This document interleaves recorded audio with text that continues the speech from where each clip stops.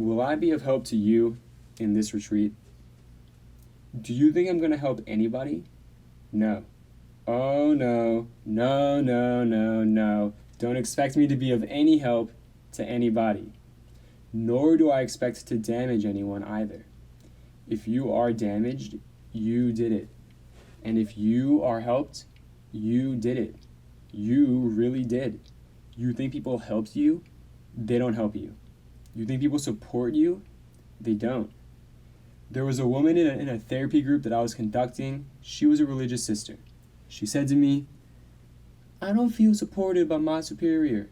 So I said, "What do you mean by that?" And she said, "Well, my superior, the provincial superior, never shows up at the novitiate where I'm in charge. Never. She never says a word of appreciation." I said to her, "All right, let's do a little role playing. Pretend I know your provincial superior.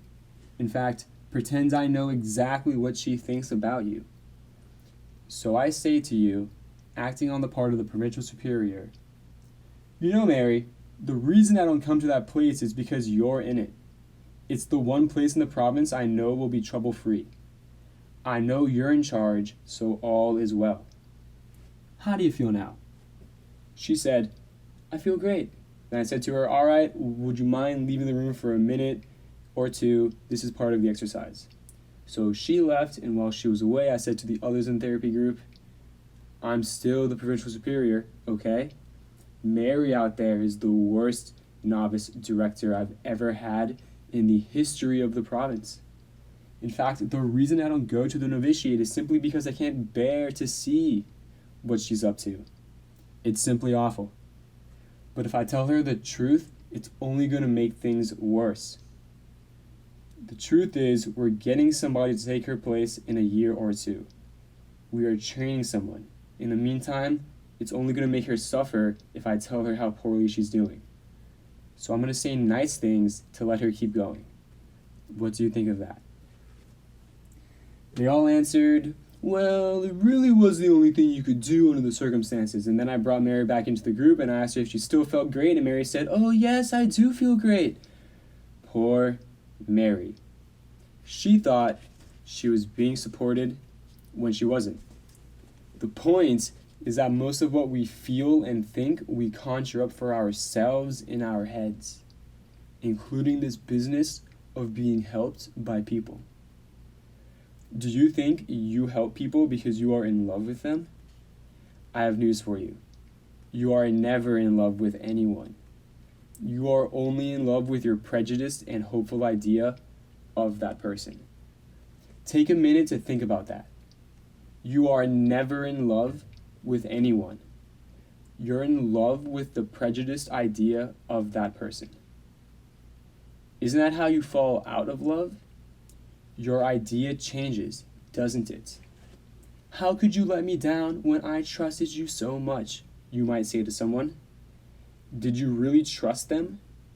You never trusted anyone. Come off of it. That's part of society's brainwashing. You never trust anyone. You only trust your judgment about that person. So what are you complaining about?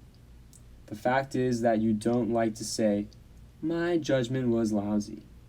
It's not very flattering to you, is it? So you prefer to say, 'How could you have let me down?' So there it is. People don't really want to grow up. People don't really want to change. People don't really want to be happy. As someone so wisely said to me, don't try to make them happy. You'll only get in trouble. Don't try to teach a pig to sing. It wastes your time and it irritates the pig. Like the businessman who goes into a bar and he sits down and he sees a fellow with a banana in his ear. A banana in his ear. And the businessman thinks to himself, I wonder if I should mention to him that there's a banana in his ear. No, it's none of my business. But the thought nags at him. So after having a drink or two, he says to the fellow, Excuse me, you've got a banana in your ear. And the fellow says, A what? The businessman repeats, You've got a banana in your ear. What was that? You've got a banana in your ear. Talk louder. I've got a banana in my ear. so it's useless. Give up, give up, give up. That's what I say to myself. Say your thing and get out of here.